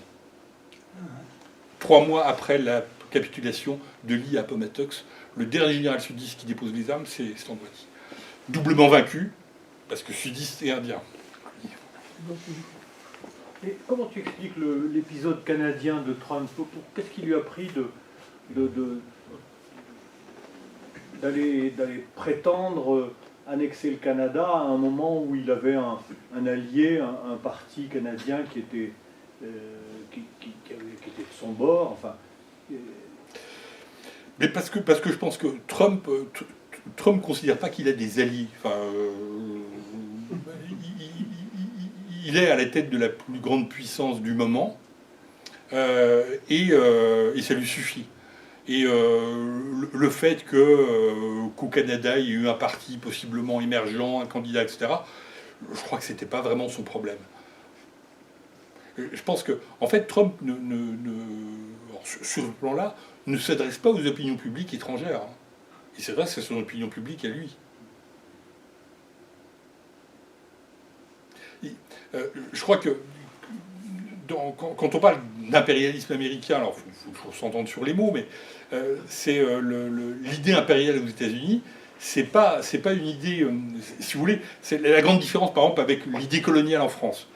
La France, quand elle colonise ou quand elle colonisait avec, alors on peut contester les approches, etc., mais il y avait une forme malgré tout d'idée presque humaniste. En fait, on voulait apporter le progrès. Hein, c'est le fardeau de l'homme blanc, comme disait Rudyard Kipling. Dire bon voilà, on crée des écoles, on lutte contre la famine, on essaie d'apporter un vrai progrès. Alors parfois de manière très maladroite, hein, on est bien d'accord, mais il y a une vraie volonté, oui, qu'on peut qualifier d'humaniste. Bon. Du côté américain, c'est l'Amérique avant tout. America First, c'est-à-dire qu'en fait, l'impérialisme américain, c'est pas un impérialisme de colonisation, où on n'essaie pas d'apporter le progrès à un tel ou un tel. On essaie de faire en sorte que les ressources des autres servent à la nation américaine. C'est très différent comme vision. Et je pense que, pour répondre à ta question, c'est ça. C'est en fait, Trump, mais comme les présidents américains avant lui, ne sont pas dans une ligne de dire on se met... enfin, je pense qu'il y a une fiction de dire l'Amérique est à la tête du monde libre. Non, non. L'Amérique s'occupe déjà d'elle-même. Si le reste du monde veut se mettre dans le sillage, d'accord, mais il n'y a pas de vision de vision leader. Sous couvert d'impérialisme culturel. Oui, oui, mais on reste dans une notion d'impérialisme et... Sous prétexte de droits de l'homme et de lutte contre le terrorisme. Ah bah après, faut habiller les choses. Peut-être que le terrorisme, il le suscite aussi. Bah, c'est ce que je disais. Ils le suscitent ou ils utilisent. Hein. C'est le cas et c'est pas nouveau. Le cas du Maine, le navire américain dans la rade de la Havane, c'était le Maine. Explosion de chaudière, attentat. Mais on verra un peu la même chose. Regardez, le Lusitania. Donc, qui est le bateau torpillé par les sous-marins allemands pendant la Première Guerre mondiale. Le Lusitania, c'est une instrumentalisation américaine. C'est-à-dire que, évidemment, le bateau transportait, c'était un paquebot cargo qui est torpillé par un sous-marin allemand. C'est pas un navire américain. Il y a des passagers américains à bord, mais qui sont pas majoritaires. Et en plus, maintenant on sait, parce qu'on a pu fouiller les cales du Lusitania, que contrairement au droit de la guerre, il transportait du matériel militaire. Donc ce qui en faisait évidemment une cible militaire. Enfin, quand un navire civil transporte du matériel militaire, il devient automatiquement une cible militaire. Bon, les Américains ont instrumentalisé le Lusitania pour retourner leur opinion publique, qui à l'époque est très neutraliste, ne veut pas du tout entrer en guerre, et les Américains la presse américaine va y aller en disant, voilà, c'est un acte de terrorisme allemand, en fait, sur un navire civil, sur des populations civiles, et on ne peut pas laisser passer ça. Les Américains vont habiller la chose pour mettre leur opinion publique dans l'état d'esprit d'une intervention militaire. D'ailleurs, ça ne se fait pas tout de suite. Hein. Souvent, on se dit, voilà, le Lusitania est torpillé, les États-Unis entrent en guerre. Le Lusitania est torpillé en 1915, les États-Unis entrent en guerre en 1917. Il faut quand même le temps que la machine de propagande se mette en place. Et de la même manière, sur l'attaque de Pearl Harbor, aujourd'hui, de plus en plus d'historiens pensent que le gouvernement américain était informé de l'attaque. Informé de l'attaque, alors pas forcément au jour près, et encore. Et il le pense pour une raison bien simple, c'est que l'attaque japonaise sur Pearl Harbor, elle avait un objectif, qui était de la destruction des porte-avions. C'était surtout ça qui était gênant pour les Japonais, c'était les porte-avions, parce que les porte-avions, ça permet de porter la guerre beaucoup plus loin. Le navire de base, le croiseur, le destroyer, etc., c'était pas forcément la cible prioritaire de l'aviation japonaise lors de l'attaque de Pearl Harbor. Or, l'attaque de Pearl Harbor, tous les porte-avions américains sont en manœuvre en dehors de Pearl Harbor ce jour-là. Tous, sans exception. Des manœuvres différentes, mais aucun n'est au port. Et beaucoup d'historiens se disent, c'est quand même étonnant, enfin, les Japonais déclenchent une attaque, on se dit qu'ils ne se sont pas levés le matin en se disant, tiens, si on allait attaquer Pearl Harbor, ils ont dû préparer le truc. Pour couler les porte-avions américains, et le jour de l'attaque, il n'y a pas un seul porte-avions américain dans la rade. Est-ce que le gouvernement américain n'en était pas informé? D'autant que tous les sondages d'opinion de l'époque montraient bien que la population américaine ne voulait pas retourner en guerre, était très neutraliste, disait, je crois que c'était un général américain qui, en 1938-39, disait, si tous les 20 ans, il faut à nouveau enfiler le sac à dos et aller se battre en Europe pour rétablir la démocratie, qu'il se débrouille tout seul. Et c'était l'avis de beaucoup d'Américains à l'époque. On n'a pas envie d'y aller. Et il fallait un électrochoc pour modifier complètement la perception. Et cet électrochoc, c'est vraisemblablement Pearl Harbor, avec un gouvernement américain informé des choses, qui donne l'ordre à ses unités maritimes d'élite, en l'occurrence les porte-avions, de quitter la rade, de partir en manœuvre. L'attaque se déroule. On peut, pas besoin d'instrumentaliser beaucoup, d'ailleurs, parce que les faits étaient là, mais on peut en tout cas surjouer le drame. Et là, ça fait basculer entièrement l'état d'esprit de la population. Mais c'est, enfin voilà, en tout cas sur ces trois exemples, le Maine dans la rade de la Havane, le Lusitania, on a vraiment, oui, je ne dis pas que c'est les Américains eux-mêmes qui ont, mais en tout cas, c'est une instrumentalisation d'un état de fait. Oui. J'ai entendu dire que les Américains et les Anglais avaient cassé le code de communication des Japonais. Ouais. Oui, c'est fort possible. Oui, est-ce que le corollaire Roosevelt contient déjà la notion d'extraterritorialité du droit américain, celle qui est appliquée aujourd'hui et qui nous fait tant de mal? On peut penser aux amendes des banques françaises, par exemple, et puis quelques autres sujets même type. Alors pas encore, parce que c'est une déclaration d'intention en fait. Donc le corollaire Roosevelt ne rentre pas dans les détails, mais il contient en germe tout ça. Hein, à partir du moment où vous dites partout où les intérêts américains l'exigent, on se réserve le droit finalement de faire ce qu'on veut. On est déjà dans une... Après, il suffit juste de remplir les cases, de remplir le texte. Mais le corollaire est un texte d'intention, c'est-à-dire un texte qui, en fait, c'est pour ça qu'il est important, c'est qu'il dépasse la doctrine Roosevelt, et surtout, il met en place, là, très clairement, la logique qui prédomine depuis 121 ans maintenant. De quand datent les débuts de la CIA ou de son ancêtre, je ne sais pas Alors, la CIA est créée formellement après la Seconde Guerre mondiale. Voilà, la CIA, en fait, c'est les services de renseignement. Donc les services de renseignement, si vous voulez, ils datent de la fin du XIXe siècle. Mais Et ceux qui fomentaient un petit peu ces...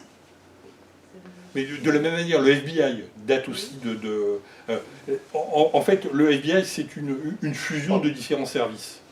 Mais il est formellement créé après la Seconde Guerre mondiale, de la même manière que la CIA. Mais ça ne veut pas dire qu'il n'y a rien qui préexiste avant. Hein. C'est plutôt une optimisation de l'existant. Vous prenez le cas du Lusitania, à cette époque-là, les Américains ont fait fuiter auprès des services secrets allemands le fait que le Lusitania a transporté du matériel de guerre. C'est pour ça que les Allemands l'ont coulé. Il y a eu une histoire... Pendant la Première Guerre mondiale, les Américains ont eu... il n'était pas gravé dans le marbre qui s'engage du côté allié. En fait, les Américains ont prêté de l'argent aux deux camps. En bon banquier du monde. Hein, voilà. Oui, et en fait, c'est arrivé à un moment, ils se sont quand même posé la question de savoir si tel camp perdait ou si tel camp perdait, qu'est-ce qui entraînerait le plus de pertes pour eux. Et c'était la défaite des Alliés qui a entraîné le plus de pertes économiques pour eux, d'où leur engagement au côté allié. Rappelez-vous que la banque Warburg, qui est une banque allemande, il y avait un banquier allemand qui était en Allemagne et son frère qui était aux États-Unis. Et naturellement, c'est pas la peine que je vous fasse un dessin. Les frangins se parlaient. Les frangins, ils se parlaient. Et encore, c'était pas des jumeaux. Hein. Pas tout à fait. Est-ce que tu pourrais prendre un peu de temps pour nous présenter les ouvrages que tu as apportés et que tu as publiés sur différents sujets? Oui, alors, j'ai une production assez éclectique, c'est pas fini. Donc, l'ouvrage qui est... alors, le premier ouvrage que j'ai publié, c'est celui-ci. C'est les Brigades internationales de Franco, qui est un peu mon best-seller. En fait, vous avez tous entendu parler de la guerre civile d'Espagne et des brigades internationales, évidemment. Et il faut savoir qu'il y a eu des volontaires qui ont aussi combattu dans le camp adverse, dans le camp nationaliste. Et c'est un sujet qui est peu traité, pas traité, en langue française. Je crois que c'est le seul ouvrage qui... Enfin, pas que je crois, c'est le seul ouvrage qui existe en langue française. Donc moi, je travaillais chapitre par chapitre, hein, origine par origine. Alors, en parlant évidemment des Italiens et des Allemands, la Légion Condor, les Italiens, est-ce que c'est des volontaires, pas des volontaires? Voilà, je réponds à la question. Je parle évidemment des Français. Hein. Certains d'entre vous ont peut-être entendu parler de la Bandera Jeanne d'Arc, qui étaient des volontaires français qui ont combattu sur place. Donc j'en parle, je démystifie aussi un petit peu cette idée de Bandera, mais je reviens sur une réalité. Je parle d'autres volontaires plus inattendus ou plus attendus. Je parle des Irlandais qui ont été assez nombreux. Ce qui est intéressant d'ailleurs, c'est de voir que il y a eu une forte présence irlandaise aussi bien dans les brigades internationales républicaines que du côté franquiste, et qu'il y a même eu plus d'Irlandais qui ont combattu côté franquiste que dans les brigades internationales. Voilà, je parle il y a des volontaires qui sont venus un peu des quatre coins du monde. J'ai, à la fin du livre, d'ailleurs fait un tableau récapitulatif par nationalité, par nombre de combattants, et par type d'unité dans lesquelles ils ont servi, c'est-à-dire la Légion espagnole, l'armée régulière, mais aussi les milices politiques, hein, la phalange, les carlistes, etc. etc. Il y avait des Russes blancs, par exemple, qui ont combattu dans les rangs franquistes. Puis bien, parfois alors il y a un livret photo, j'aime bien mettre des livrets photos, avec parfois des nationalités ou des parcours qui sont très atypiques. Hein. Par exemple, j'ai trouvé un volontaire chinois, pas deux, un, et qui paradoxalement sert, donc j'ai même sa photo, qui paradoxalement sert dans la Légion Condor, chez les Allemands. Voilà. Étonnant. Donc là, c'est le livre qui... donc c'est un bouquin qui a même été traduit en espagnol. Ça, c'est le livre qui a servi de support à la conférence d'aujourd'hui. Je raconte la guerre d'indépendance et puis bon, ses prolongements par rapport à la doctrine Monroe. Alors c'est un livre, j'ai eu la surprise d'apprendre qu'il était en lecture obligatoire pour le master d'histoire militaire au Québec. Donc, parce que là aussi c'est le seul ouvrage en langue française qui parle de la guerre de 1812-1814. Et le Canada a forcément été impliqué. Les Canadiens n'ont pas tant de guerre que ça. Ils n'ont pas notre richesse guerrière. Donc c'est vrai qu'ils en parlent. J'ai sorti aussi ce livre sur les colonies allemandes, qui est une histoire coloniale qui est peu connue, alors qui forcément a été plus courte que les autres, puisque dès 1918, les colonies allemandes, c'est terminé. C'est un livre que j'ai fait préfacé par le colonel Rémy Porte, qui est un spécialiste justement de la Première Guerre mondiale dans les territoires coloniaux. Et je l'ai fait postfacé par Bernard Lugan, qui est un spécialiste de l'Afrique allemande. Et l'originalité, si tant est qu'il y en ait une, de mon livre, c'est que je ne parle pas que de la guerre de 14, donc je vais au-delà du conflit, je parle aussi de la création des colonies en tant que telles, des colonies allemandes, je parle même de l'histoire précoloniale allemande d'une certaine manière. Et puis Bernard Lugan, se limite beaucoup à l'Afrique. Moi je parle aussi des autres zones de colonisation allemande, le comptoir de Kiautschou en Chine, et puis la Papouasie, les Samoa allemandes, etc. etc. Donc là aussi avec un certain nombre de trajectoires individuelles, parce que c'est vrai que on parlait de guerre industrielle. La Première Guerre mondiale est, de ce point de vue-là, est une horreur, une négation complète de l'individu, mais avec une petite exception, la guerre dans les colonies, qui continue à être une guerre encore d'individus, de guerriers, c'est-à-dire qui permet encore l'existence de trajectoires individuelles, ce que ne permet pas l'horreur de Verdun ou de la Somme. Voilà. J'ai alors un petit bouquin qui est complètement différent, mais moi je me suis toujours intéressé à tout ce qui était phénomène structurel dans les formations politiques,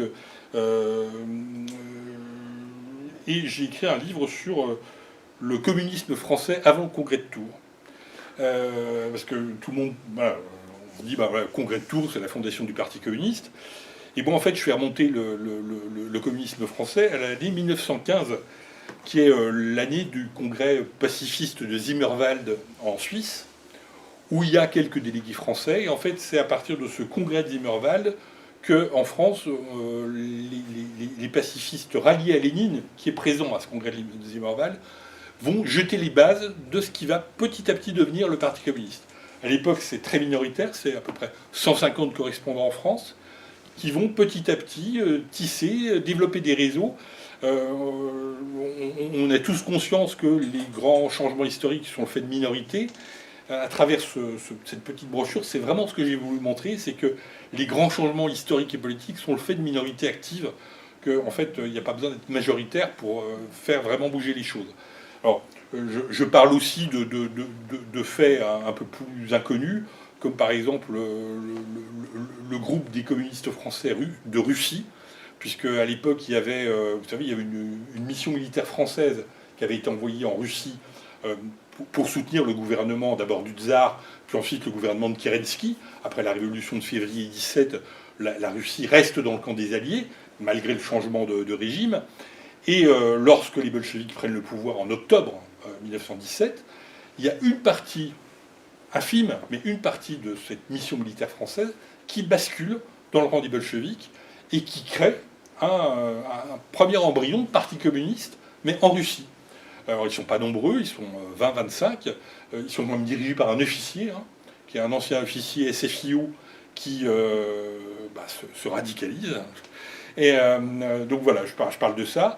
Je parle aussi de l'apparition des premiers petits partis communistes en France avant le congrès de Tours, qui sont des partis un peu fantasques. Souvent, c'est des projections de... Les anarchistes vont être très intéressés par ce qui se passe en Russie, parce qu'ils y comprennent rien en fait. Ils ont le sentiment que les soviets qui se créent, c'est un peu la contre-société qu'ils attendent. Et en fait, ils n'ont pas compris que les soviets, c'était un outil aux mains d'un parti unique, le parti bolchevique. Et donc, il va y avoir dans les milieux anarchistes à l'époque un courant qui va se développer, le courant soviétiste, qui a disparu assez vite, mais où les anarchistes se disent, en fait, ce qui est en train de se passer en Russie, c'est une révolution anarchiste. Qui ne dit pas son nom, mais c'est une révolution anarchiste. C'est une erreur d'appréciation. Ils vont créer un parti communiste, puis ensuite un deuxième, qui vont fonctionner, bon an, mal an. Tout ça va être balayé par le congrès de Tours, évidemment, parce que là, on a l'entrée en jeu du Comintern, etc. Mais voilà, c'est un peu l'objet de cette petite brochure. Autre brochure, c'est sur... on a tous suivi, il y a 40 ou 50 ans, ce qui s'est passé en Irlande du Nord. Moi, je sais qu'à l'époque, jeune adolescent, j'étais très fasciné par ce qui se passait en Irlande du Nord, et puis par la cause des catholiques nord-irlandais, même si maintenant, aujourd'hui, j'amende un peu mon propos, j'en suis un peu revenu, mais voilà, c'était quelque chose qui me parlait beaucoup. Et j'avais juste un seul regret, c'est que les catholiques nord-irlandais étaient quand même très très marqués à gauche. Et voilà, ça calait pas bien. Et puis c'est vrai que j'ai eu l'occasion de me rendre en Irlande du Nord, où la situation, certes, est calme, mais pas complètement apaisée. Il est clair que dans certains secteurs de Belfast, entre le quartier catholique nationaliste des Falls et le quartier protestant unioniste du Shankill, vous avez quand même encore un mur qui fait 30 mètres de haut et les portes blindées qui sont fermées la nuit à partir de 22 heures. Donc on est quand même encore dans une situation de paix armée. Et donc en travaillant sur le sujet de l'Irlande du Nord, en fait je voulais écrire un texte complètement différent, c'était pas du tout l'objet. Je me suis aperçu que pendant une période d'à peu près une vingtaine d'années, le milieu républicain irlandais avait été plutôt très très très marqué à droite, contrairement à ce qu'on pouvait croire. Grosso modo, de 1937 à 1961, le milieu nationaliste républicain irlandais est très très marqué à droite. On a par exemple un chef d'état-major de l'IRA qui déclare que pour mener la lutte contre les Britanniques, ça demeure, qu'ils soient de droite ou de gauche, ça reste l'objectif final, mais pour mener à bien efficacement la lutte contre les Britanniques, il faut nettoyer l'IRA de toute la pourriture communiste. Chef d'état-major de l'IRA.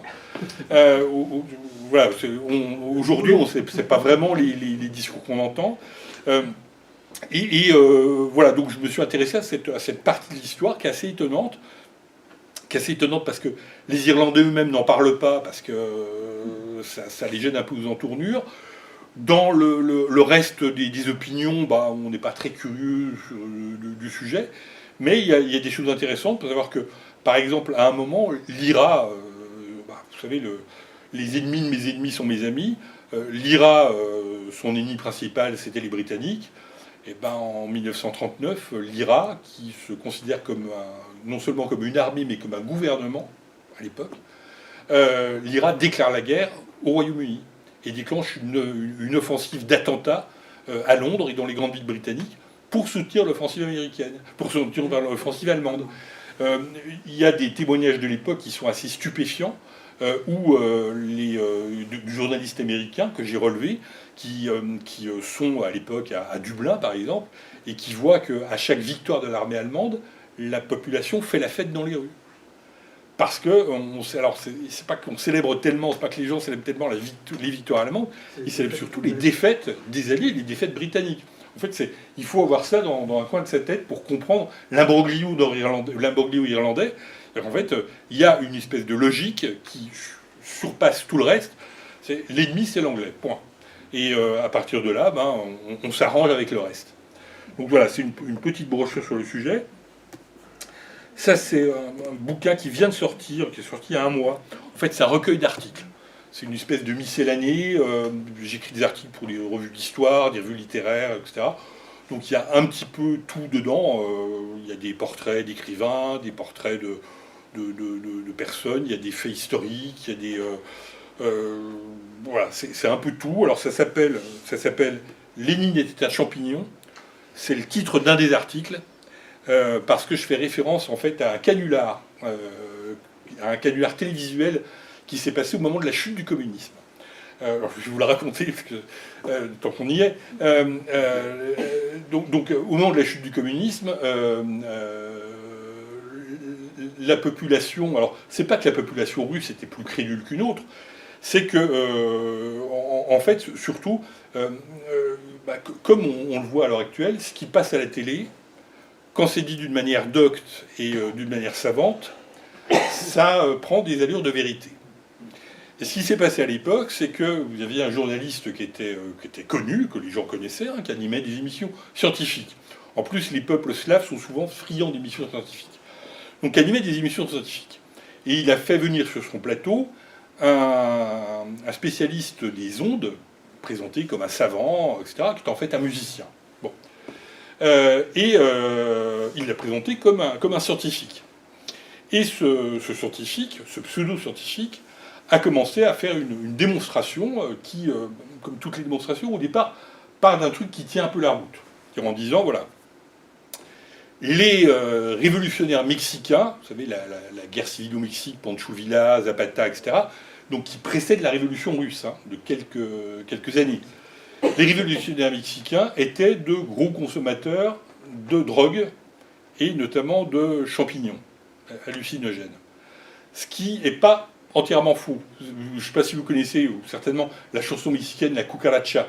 La Cucaracha, en fait, c'est une ode c'est une chanson révolutionnaire qui est un peu une ode à la drogue. Enfin, il y a une double lecture, une grille de lecture assez amusante. Et il dit, voilà, un certain nombre de révolutionnaires mexicains ont consommé des produits. Bon. Et ces gens-là étaient en contact, tous ces révolutionnaires étaient en contact, ils se connaissaient tous. Et il y en a un qui a refilé sa recette à Plekhanov. Plekhanov, c'est c'est l'introducteur du marxisme en Russie, avant Lénine. Et Plekhanov a lui-même initié Lénine. Avant qu'il soit brouillé, il a initié Lénine aux champignons hallucinogènes. Et d'ailleurs, le scientifique dit, j'ai une lettre signée de Lénine qui dit hier, Plekhanov m'a donné des champignons, je les ai goûtés, ils étaient très bons. Lettre complètement inventée, si vous voulez. Les gens, ils regardent l'émission, ah oui, voilà. Et puis il y a des schémas, des choses comme ça. Puis il poursuit sa logique. Il dit, mais d'ailleurs, Lénine consommait tellement de champignons hallucinogènes qu'il était accompagné par un jeune garçon qui connaissait bien le milieu du trafic, les champignonnières, etc., et qui lui en trouvait. On le voit, il produit une photo en noir et blanc, on voit ce jeune garçon, on voit un meeting, il y a Lénine qui prend la parole, puis on voit une ombre, on le voit là. Puis regardez, il sort une autre photo, on le voit là. C'est pas du tout le même garçon, c'est pas du tout... Mais simplement, les gens sont à la télé, ils regardent ça, et, bon. Et il poursuit sa logique, une logique qui devient de plus en plus délirante, mais si vous voulez, tout se tient à partir du moment où le postulat de départ est à peu près admis. Et puis à partir du moment où vous vous dites, c'est une émission scientifique, avec un journaliste qui est connu, etc., les gens écoutent. Donc il va encore plus loin, puis il dit, mais d'ailleurs, le système même du communisme en Russie, c'est un système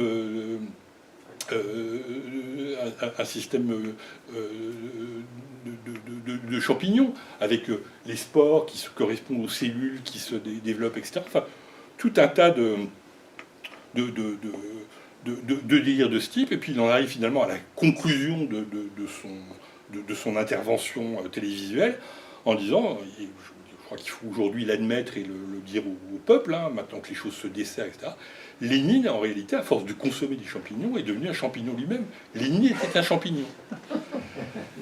Voilà, et l'émission se termine, bon. Et le soir même, grand trouble parmi les gens qui ont regardé la télé. Et dès le lendemain, le siège du Parti communiste à Leningrad, puisque l'émission était diffusée sur Leningrad, subit des coups de téléphone, des visites. Il y a une délégation de vétérans du Parti communiste qui exige de rencontrer le premier secrétaire du parti à Leningrad pour qu'il s'explique. Ce qui a été dit hier, est-ce que c'est vrai? Quel est le degré de fondement? Est-ce que Lénine était réellement un champignon? Et les autorités soviétiques, enfin post-soviétiques, on est dans un entre-deux, hein, sont très déstabilisés, parce qu'ils ne savent pas quoi répondre, en plus. Le secrétaire du Parti communiste de Leningrad a cette phrase en disant, mais ça ne pouvait pas être un champignon, parce qu'un homme n'est pas une plante. Et un champignon n'est pas une plante, je vous le rappelle.